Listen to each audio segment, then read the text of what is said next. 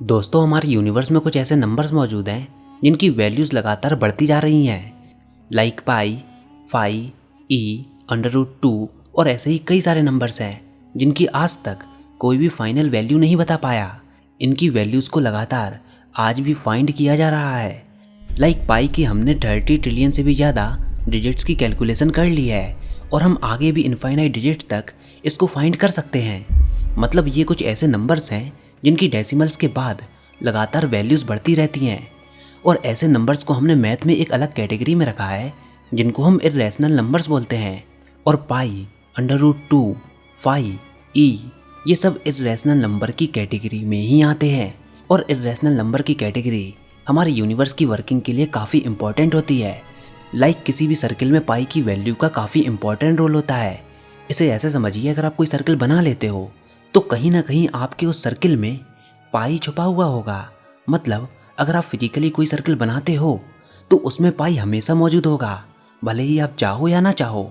ऐसे ही नेचर में कुछ ऐसी सिमेट्रीज होती हैं जहाँ पर फाई की वैल्यू होती है। लाइक हमारी स्पाइरल गैलेक्सी, ट्री की ब्रांचेस, फ्लावर्स के पैटर्न और भी जितनी ब्यूटीफुल चीज़ें होती हैं वहाँ पर फाई की वैल्यू होती है। ऐसे ही ई यानी कि एक्सपोनेंशियल सिंबल, इसकी वैल्यू भी हमारे यूनिवर्स की वर्किंग में काफ़ी इंपॉर्टेंट रोल प्ले करती है। लाइक जहाँ पर भी चीज़ें रैपिडली इंक्रीज करती हैं तो वहाँ पर हमको हमेशा एक्सपोनेंशियल ग्राफ देखने को मिलता है। लेकिन इस एक्सपोनेंशियल ग्राफ की एक खासियत होती है कि इसकी वैल्यू लगातार इंक्रीज तो करती है, लेकिन एक पॉइंट ऐसा आता है जब इसकी वैल्यू मैक्सिमम हो जाती है और फिर इसके बाद लगातार इसकी वैल्यू डिक्रीज करती है। और ऐसे ही आपको मैथमेटिक्स में कई सारे इर्रेशनल नंबर्स मिल जाएंगे जो कि हमारे लिए और हमारे नेचर के लिए काफ़ी ज़रूरी होते हैं। लेकिन सवाल ये है कि आखिर पाई, जिसकी डेसिमल के बाद इनफाइनाइट डिजिट्स हैं, क्या पाई की आखिरी डिजिट भी हो सकती है? और अगर होगी तो फिर उसकी क्या वैल्यू होगी? मतलब क्या पाई का कोई अंत है? और अगर है तो उसका कहाँ पर अंत होगा और कब होगा? जिस तरह हमने पाई की ट्रिलियंस ऑफ डिजिट तक कैलकुलेशन की है, क्या वो सब करना हमको ज़रूरी था या फिर इसके पीछे कोई मिस्ट्री छुपी हुई है? एक डेटा के अनुसार नासा पाई की केवल 40 डिजिट्स का ही यूज़ करती है। अब आप सोच रहे होंगे कि हम ट्रिलियंस ऑफ डिजिट तक फाइंड कर चुके हैं, लेकिन फिर भी इतनी बड़ी स्पेस ऑर्गेनाइजेशन पाई की केवल 40 डिजिट्स तक ही क्यों यूज़ करती है? तो सुनिए, अगर हम पाई की 40 डिजिट्स का यूज़ करके विजिबल यूनिवर्स की सरकमफेरेंस निकालें तो उस सरकमफेरेंस में केवल एक हाइड्रोजन एटम के साइज जितना एरर होगा। सोचिए, एक यूनिवर्स के स्केल पर पाई की केवल 40 डिजिट से ही इतना मिनिमम एरर आया और इतने कम एरर को हम इजीली इग्नोर कर सकते हैं। अब आप ये सोच रहे होंगे कि जब हम 40 डिजिट से इतनी प्रिसाइज मेजरमेंट कर सकते हैं तो फिर हमने ट्रिलियंस ऑफ डिजिट फाइंड करने में अपना टाइम वेस्ट क्यों किया? तो सुनिए, ट्रिलियंस ऑफ डिजिट फाइंड करने से हमको कुछ भी बेनिफिट नहीं होता, बल्कि अगर हम पाई की मिलियंस वैल्यू को लेकर अपनी कैलकुलेशन करें तो इससे हमारे कंप्यूटर्स की कंप्यूटिंग पावर काफ़ी ज़्यादा अमाउंट में वेस्ट हो जाती है। इतनी सारी डिजिट्स का यूज़ करने से हमको कुछ भी फ़ायदा नहीं होता और ना ही इससे हमारे यूनिवर्स की मिस्ट्रीज़ को सॉल्व किया जा सकता है। अब जब इसका यूज़ ही नहीं है तो फिर हमने इसको फाइंड क्यों किया? तो इसका जवाब है, पाई की वैल्यूज़ को कैलकुलेट करके हम अपने कंप्यूटर्स की कैलकुलेशन पावर को चेक करते हैं। जो कंप्यूटर जितने ज़्यादा पाई की वैल्यू को फाइंड कर सकता है, उस कंप्यूटर की कंप्यूटिंग पावर उतनी ही ज़्यादा होगी। मान लीजिए पहले कंप्यूटर ने पाई की 1 बिलियन डिजिट तक की वैल्यूज़ को कैलकुलेट कर लिया और दूसरे कंप्यूटर ने पाई की 2 बिलियन डिजिट को कैलकुलेट किया। तो जिस कंप्यूटर ने पाई की 2 बिलियन डिजिट्स को कैलकुलेट किया होगा, उसका प्रोसेसर और उसकी प्रोसेसिंग पावर पहले कंप्यूटर के मुकाबले ज़्यादा पावरफुल होगी। मतलब कुल मिलाकर अभी पाई की लार्ज वैल्यूज़ के द्वारा हम कंप्यूटर्स का टेस्ट लेते हैं, यानी कि उनका बेंचमार्क लेते हैं। अब चलिए हम इसको थोड़ा हाइपोथेटिकली लेकर चलते हैं। तो हम जानते हैं पाई की वैल्यू 3.14 होती है और डेसिमल्स के बाद बाकी के इर्रेशनल नंबर की तरह इसकी वैल्यू लगातार चलती रहती है और डेसिमल्स के बाद इनकी इनफाइनाइट डिजिट्स भी हो सकती हैं। लेकिन हम ये भी जानते हैं कि पाई की जो भी वैल्यू होगी वो वैल्यू नंबर 3 और नंबर 4 के बीच में होगी।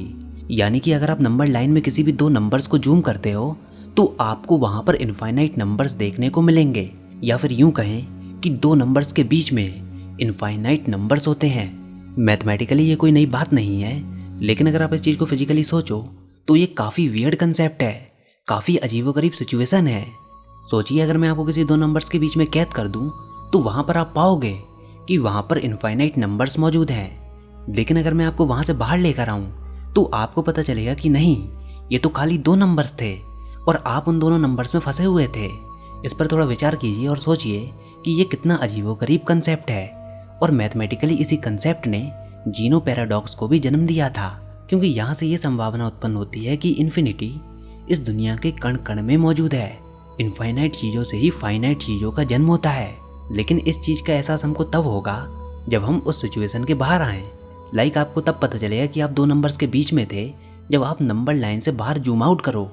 अगर आप नंबर लाइन के अंदर हो तो आपको यही लगेगा कि सब चीज़ें इनफाइनाइट हैं। उसी तरह पाई की वैल्यू हमको मालूम है कि उसकी वैल्यू 3.14 या फिर डेसिमल के बाद चाहे उसकी इनफाइनाइट वैल्यू ही क्यों ना हो, लेकिन एट द एंड हमें जानते हैं कि भले ही इरेशनल नंबर का कंसेप्ट उस रिजल्ट को इनफाइनाइट तक भी ले जाए, लेकिन एट द एंड पाई की जो भी वैल्यू होगी वो नंबर 3 और नंबर 4 के बीच में होगी। मतलब दो सेट ऑफ नंबर्स के बीच में कंटिन्यूसली इन्फिनिटी अपना साइज बढ़ा रही होती है।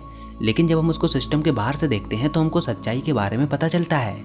ऐसे ही मान लीजिए आप एंटमैन हो और आप क्वांटम रियाल्म में चले जाते हो, तो वहाँ पर जाने पर आपको ये पता चलेगा कि जिस जगह पर आप गए हो वहाँ पर भी इन्फिनिटी है, क्योंकि एक एटम के बीच में काफ़ी ज़्यादा एम्प्टी स्पेस होती है। और अगर आप अपने साइज को काफ़ी छोटा कर दो, क्वांटम लेवल पर ले जाओ, तो अगर आप अपनी बॉडी में ही मौजूद हो तो आपको ये पता चलेगा कि हमारा शरीर ही अपने अंदर एक अनंत ब्रह्मांड को समेटे हुए है। लेकिन जैसे ही आप अपने साइज को बड़ा करके अपनी बॉडी से बाहर आओगे तो आपको पता चलेगा कि जिस सैंपल के अंदर आप गए थे वो तो फाइनाइट था और काफ़ी छोटा था। इसी तरह मुझको क्या लगता है कि पाई की वैल्यू के साथ भी कुछ ऐसी ही मिस्ट्री छुपी हुई है। पाई के साथ ही नहीं बल्कि जितने भी इरेशनल नंबर्स हैं उनके साथ भी सिमिलर चीज़ें जुड़ी हुई हैं, और इस अनंत ब्रह्मांड में रहकर हम उनके बारे में ज़्यादा कुछ नहीं जान सकते। अगर हमको पाई की लास्ट वैल्यू को जानना हो तो हमको इस अनंत ब्रह्मांड से बाहर आकर उसको ऑब्जर्व करना होगा, उसको देखना होगा। उसमें भी ऐसा हो सकता है कि बाहर से इसको देखने पर हमको इस पूरे यूनिवर्स में मैथमेटिकल इक्वेशंस नजर आएं जो कि शायद एक कंप्यूटर कोड का हिस्सा हो। मतलब आप इसको एक सेल्फ रेप्लिकेटिंग प्रोग्राम की तरह समझ सकते हो कि ये नंबर अपने आप में एक सेल्फ रेप्लिकेटिंग प्रोग्राम की तरह काम कर रहा है। वो कैसे? क्योंकि डेसिमल के बाद समय के साथ इनकी वैल्यू इन्फिनिटी तक जा रही है। तो अगर आप इसको फिजिकली सोचोगे तो आप पाओगे कि जरूर यहाँ पर कोई ऐसा प्रोग्राम है जो कि समय के साथ लगातार बढ़ता जा रहा है, और जैसे ही समय रुकेगा तो वैसे ही ये प्रोग्राम की वैल्यू भी रुक जाएगी। मतलब जहाँ पर टाइम स्टार्ट होगा वहाँ पर उसकी वैल्यू भी स्टार्ट होगी, और जहाँ पर टाइम रुकेगा वहाँ पर पाई की वैल्यू का एंड हमको मिलेगा। मतलब तब हमको पता चल जाएगा कि पाई की एंड वैल्यू क्या है। ओवरऑल देखोगे तो पाई में भी एक अजीब तरह की इन्फिनिटी जुड़ी हुई है। मैथमेटिकली इस पर कोई लिमिटेशन तो नहीं है, क्योंकि मैथमेटिक्स में केवल हम वैल्यू से ही डील करते हैं। मैथ्स वाले स्टूडेंट पाई की वैल्यू 3.14 ही पुट करेंगे और इन्फिनिटी के सामने वो इनफाइनाइट सिंबल बनाकर छोड़ देंगे।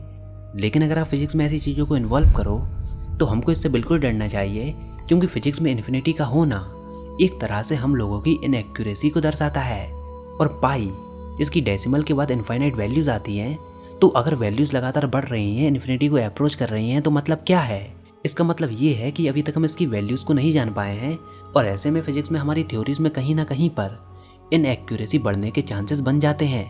भले ही वो इनएक्यूरेसी 0.00001% भी क्यों ना हो, लेकिन अगर इन्फिनिटी होगी तो फिर माइन्यूट एरर्स भी होंगे जिनको यूजुअली हम इग्नोर कर देते हैं। खैर पाई के बारे में बोलने पर तो मेरे पास बहुत कुछ है, लेकिन वीडियो की लेंथ की वजह से हम किसी और वीडियो में उस पर डिस्कशन करेंगे।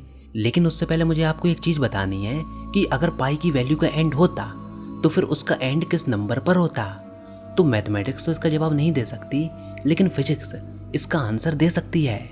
देखिए, इस यूनिवर्स में जितने भी इवेंट हो रहे हैं या फिर जितनी भी घटनाएं हो रही हैं वो किसी टाइम में हो रही होंगी।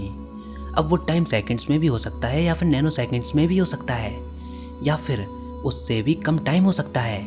लेकिन जो मिनिमम टाइम है, जो सबसे कम समय है जहाँ पर यूनिवर्स में कोई भी प्रोसेस हो सकती है, वो टाइम है प्लैंक्स टाइम। प्लैंक्स टाइम वो मिनिमम टाइम होता है जहाँ पर इस दुनिया में सबसे छोटी प्रोसेस हो सकती है। इस टाइम के बियॉन्ड समय एग्जिस्ट नहीं करता और सारी प्रोसेस वहाँ पर जाकर रुक जाएंगी। और प्लैंक्स टाइम की वैल्यू होती है 5.39 इंटू 10 की पावर -44 सेकेंड, और हमारे यूनिवर्स की एज है 4.32 इंटू 10 की पावर 17 सेकेंड। तो अगर आप यूनिवर्स की एज को प्लैंक्स टाइम से डिवाइड करो तो आपको ये पता चलेगा कि बिग बैंग से अब तक कितना प्लैंक्स टाइम बीत चुका है, और उसकी वैल्यू निकल कर आएगी 8.015 इंटू 10 की पावर 60। मतलब बिग बैंग से अब तक इतना प्लैंक्स टाइम बीत चुका है। तो अब जैसा कि हम जानते हैं कि डेसिमल के बाद पाई की इनफाइनाइट नंबर्स ऑफ डिजिट होती हैं और प्लैंक्स टाइम की डेफिनेशन के अनुसार अगर पाई की वैल्यू लगातार इंक्रीज कर रही होंगी तो वो किसी टाइम में इंक्रीज कर रही होंगी, किसी समय में इंक्रीज कर रही होंगी, और वो कम से कम टाइम जहाँ पर इस यूनिवर्स में कोई भी चीज़ हो सकती है, कोई प्रोसेस हो सकती है, उस टाइम को हम प्लैंक्स टाइम बोलते हैं। मतलब पाई की वैल्यू भी हर एक प्लैंक टाइम के इंक्रीज होने के साथ लगातार बढ़ रही है। और जैसा कि हम जान चुके हैं कि बिग बैंग से लेके अब तक 8.015 इंटू 10 की पावर 60 प्लैंक टाइम बीत चुका है, तो फिर अभी के हिसाब से पाई की लास्ट डिजिट भी उसकी 8.015 इंटू 10 की पावर 60 नंबर की डिजिट होगी। मतलब जब से समय की शुरुआत हुई है तब से अगर पाई की वैल्यू लगातार इंक्रीज हो रही है तो अभी तक उसकी वैल्यू कहाँ तक पहुँची है? 8.015 इंटू 10 की पावर 60 डिजिट तक। और प्रोबेबली उतने नंबर की डिजिट ही पाई की आखिरी डिजिट होगी जिसकी कैलकुलेशन यूनिवर्स अभी तक कर पाया है।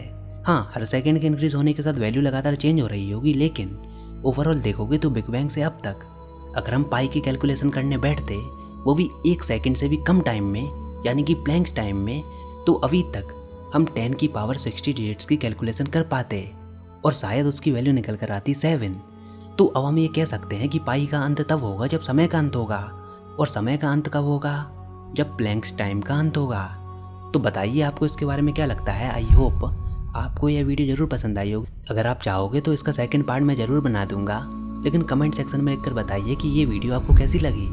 और इस वीडियो को लाइक कीजिए, अपने दोस्तों के साथ शेयर कीजिए और चैनल को सब्सक्राइब कीजिए ताकि आगे आने वाली कोई भी वीडियोज़ आपसे मिस ना हो पाएँ।